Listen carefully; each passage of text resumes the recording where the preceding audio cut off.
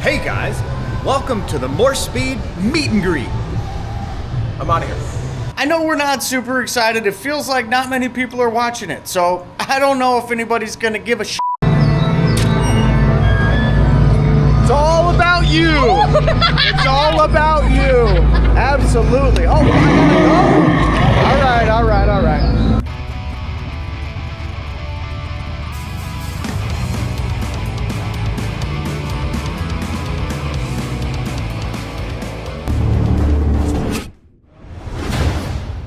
What is up, guys? Welcome to Cruisn Thru on 2 for another installment of the Dyna Chronicles. What we're gonna do today is we're gonna get the cam chest together, we're gonna get the rocker boxes on, we're gonna get some parts and pieces back in this engine. But first, as always, coffee.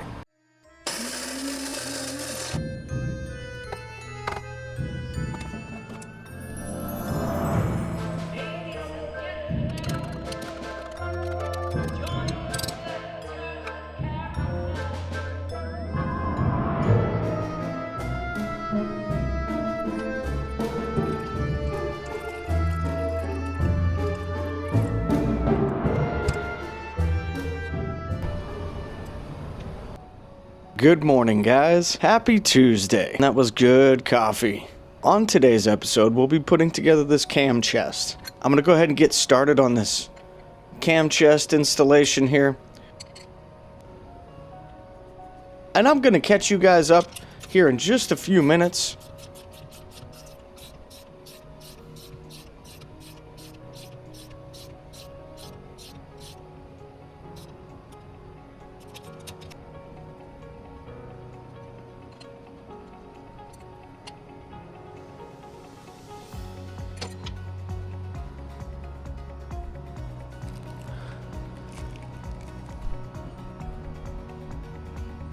Can you see that? We got one bearing seated nicely. Now we're going to install the other one. I like to coat the leading edge of my bearing. Just coat it. You can't use too much right here. That's a lot. And then what I'm going to do is take my installer. I'm going to put it on the installer. If you notice what I'm doing, I'm rotating the bearing. And then the excess oil that's up here, that's okay. We're going to wipe that on the outside. Give it a little slipperiness as it slides into the case.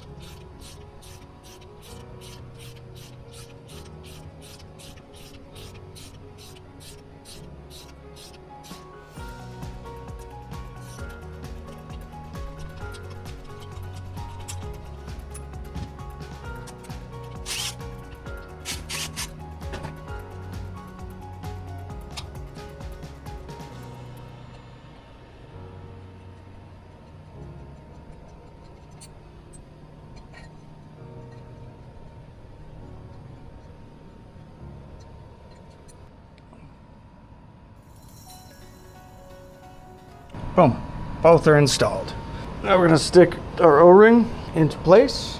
Once you put your O-ring in, I like to just add a little bit of oil to it to make it nice and slippery. You don't want an O-ring that's sticky.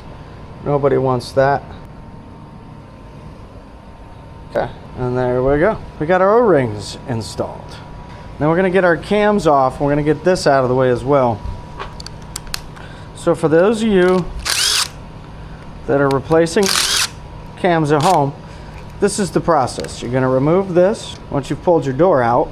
If you leave the oil pump attached like I am, you're going to remove the tensioner from the cam side, and you're also going to, you would have already removed the tensioner from the outside.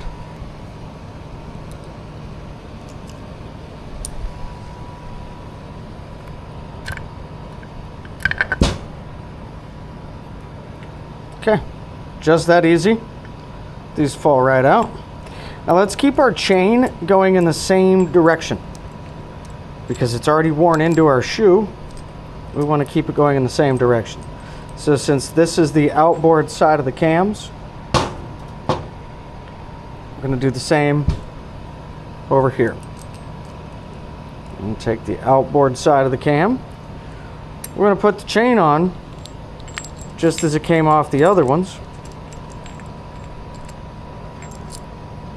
Oh no, we're out of alignment. I don't know how much of this you guys can see, but there we go. Now we're lined up. See our 2 dots? So now that we've got our 2 dots lined up, we are timed. You can do this however you want. I prefer to do it this way so I can kind of see what's happening. There's 2 things that need to happen that are very important here. One is that we do not force this in any way, shape, or form. Number 2, do you notice that that just kind of fell right in? Number 2, once it goes in, you'll want to make sure that your cams are rolling freely. It's very important. The edge of these cams, I'll use one of the old cams to show you. The edge of these cams here, this edge is very sharp. Right there. This will kind of cut you, it'll cut your finger if you run it down this way. So imagine what that will do to soft aluminum. It'll gouge it, it'll destroy it if you're not careful. There is a tool to help align these so that they slide in perfect. If you've been doing it long enough, you'll know the feel, and as you saw, it'll just kind of poop. Once it's lined up, it'll receive itself. It'll want to go together like it just did. There was no force involved in that. There was no crossing our fingers and, you know, throwing dead cats over our head in the graveyard at midnight. No, we're not trying to get any good luck. We just want it to go together the way it's supposed to. Notice I'm not fighting anything, guys. For those of you wondering, if you're watching and you're like, oh man, I can do this, but I don't know how to do it, and this, that, and the other. Well, this is it. You're getting a good teaching lesson right here, right now. This does not need to be a fight. It should not be a fight. If for any reason you're fighting things, stop. Stop what you're doing and reevaluate your situation.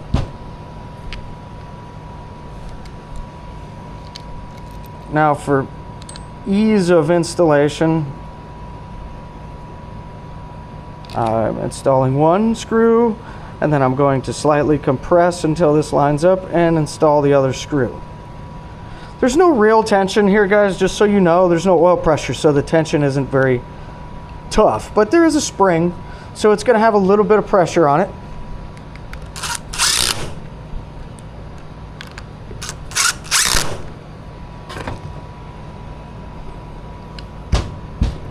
Now that we've gotten everything lined up, let's just roll our cams. Yeah, that's what we want to make sure, is that everything rolls smoothly. Now obviously you're going to have tension now because we put the tensioner back on, but you want it to roll smoothly. You don't want to feel any drag or any kind of metal to metal. And there you go. Bob's your uncle. Now remember, we put a bunch of assembly lube in those bearings when we installed it, but hey, I'm going to add more. I'm going to cover the entire bearing surface all the way around underneath, 360. And that is just to ensure that we have more than enough assembly oil before we start the engine. Now I also am covering the lobes because the rollers are going to roll on the lobes. So everything that touches that's metal to metal, we want to lubricate it. If you notice, that's a nice mess we've got going on there. Now what we're going to do is we're going to do our best to install this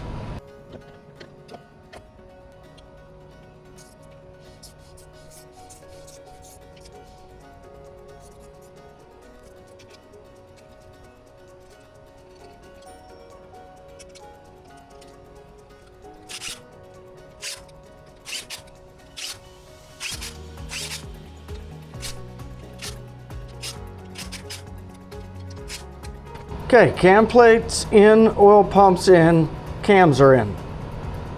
Now we're going to drop our lifters in.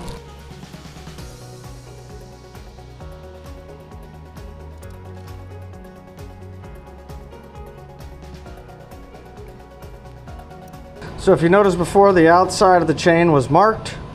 The chain actually did not come off of the rollers, meaning it is still going in the same direction. That is important, guys, when you're using used parts or you're reusing parts with new parts. Like in this case, we've got new cams, we've got a bunch of new stuff, but at the same time, we're still reusing things that we don't need to replace. There's nothing wrong with the cam chain or the tensioner, so there's no need to replace it. So for moments like these, my advice to you, the one doing it at home, save yourself the trouble.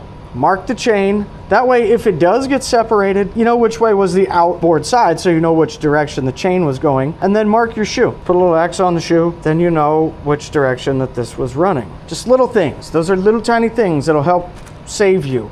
Instead of spending 30 minutes going, what the hell, I don't know. And maybe you don't even know and you just put it on the wrong way. That happens too. Rather than do that, let's just get it right from the get-go.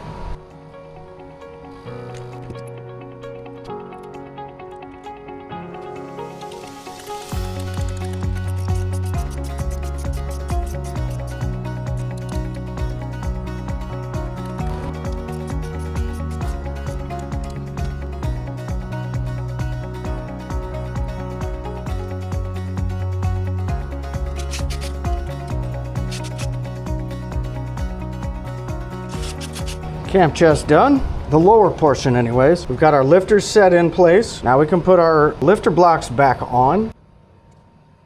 Here's something I want to show you guys and discuss real quick. So when working on a twin cam, and the same goes for an M8, if you notice both of these lifters are at the very bottom, lowest point. So is this one. All three of these are at their lowest point. Only one is up. If you start with these lined up, you adjust your rear push rods first. You get those adjusted, and then you rotate this about 180 turn, and this will then be at the lowest, and so will that.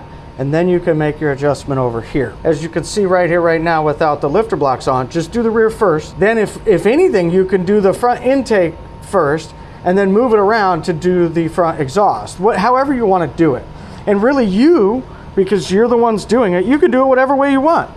It's totally up to you, whatever works. So let's get our lifter blocks slammed on here, and then we can move on to that part that I was just talking about. Oh boy, who's excited? I know I sure am. Oh, my battery's dying. I might have to change batteries or just plug it in. All right, guys, I'm gonna plug it in at this point. So you might miss me put these screws in, but you're not missing much. All right, I'll be back. So for those of you that don't know how a twin cam gasket goes, let me show you. So if you look at the head here, there's this groove, right? This is how it breathes. This is the channel for the head to breathe. The gasket has this corresponding channel right here. That should get covered, just like so. If you put it on backwards, it'll go, but it's gonna make a whole lot of weird noises and it's gonna leak. So make sure you get your gasket on the right way. Cover the holes where you need to cover the holes. And then if you do what I did, you're gonna set your box in as one assembly. I replaced the gasket and the filter that's inside of the breather already. We did that off camera months ago, but that's brand new. So since I don't need to mess with that, I can just put everything together as one piece, basically.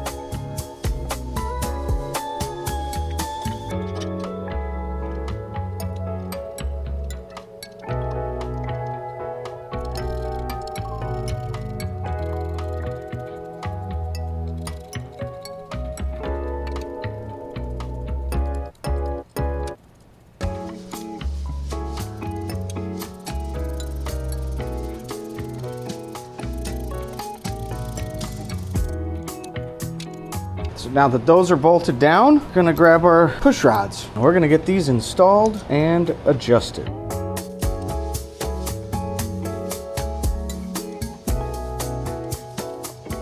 So this is how I make my push rod adjustment. For me, it just makes it easier. So I lift this, I use a silver Sharpie. If you don't have any, I understand. You can mark this with paint. You can mark it up top up there, however you want to do it. But mark that, because now you need 4 full turns.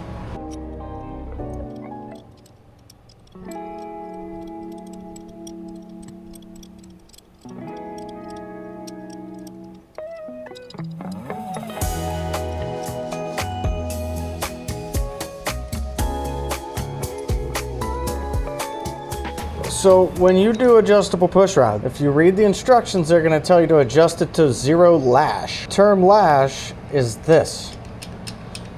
Up and down. There should be 0 up and down. I mean nothing. So we're going to adjust this out right here. We're really close. I don't know if you can hear this, but there's still up and down. So boom, that's 0 up and down, and it spins freely. See this? See my fingers? That's spins freely. 0 up and down,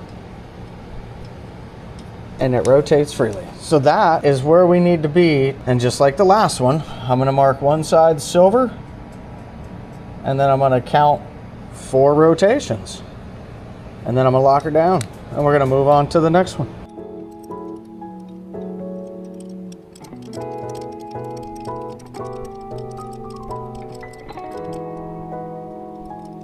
There's another little trick here to hold each one of these wrenches to tighten this. When you tighten this, I know that you might have seen this on other channels, and I have said this before, but do not over tighten that. You'll break this little nut right here, and then halfway down the highway, it's gonna come loose and start banging around.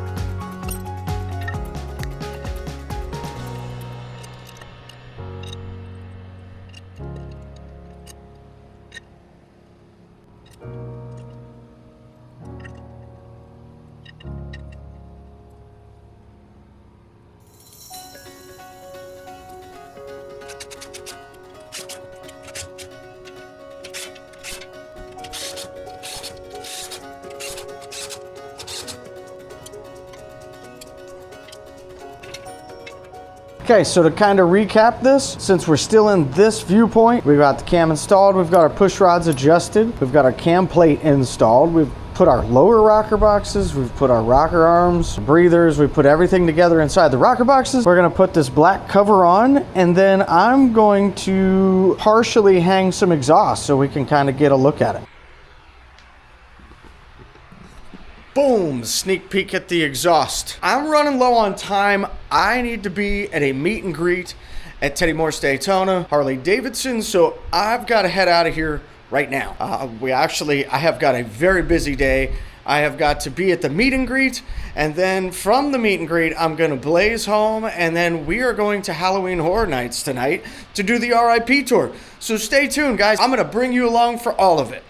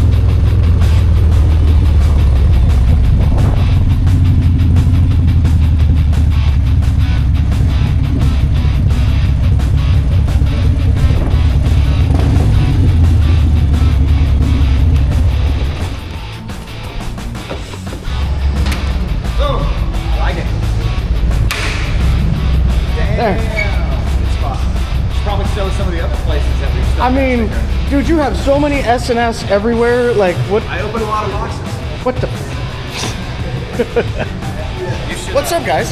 Hey, so we're at the meet and greet. What up? I haven't even like opened this, so I have no idea how to open this. Well, let's open it now. I guess let's open it now. Hey guys, welcome to the Morse Speed Meet and Greet. I'm out of here. That's it. I feel like there's just far too much going on in here. That thing is ridiculous, man. Is it? It's got, I can't remember if it's 131 or 135, but It's a 131. yeah, it's a 131 with 12 to 1 compression. I think he did like 150, 158, 160. Sweet little build. And it needs it to get your big ass around. Which is funny because how much he weighs and how much I weigh, I was able to pull him just a little bit with the old gray bag. They're like, bullshit, there's no way. I'm like, dude, Ronnie weighs like 380 pounds. Like, he's a big guy. To give you perspective, when I'm talking about running. This is interesting. Well, so there's... Come over here. This is what I'm talking about. When I'm talking about race differences, weight differences in racing. That is true. I'm a jockey. We're both on road games. That's why we have to have bigger bikes. We can't ride this The stage 2 and a full-on fucking stage 8 just to get the same. That's right. Yeah.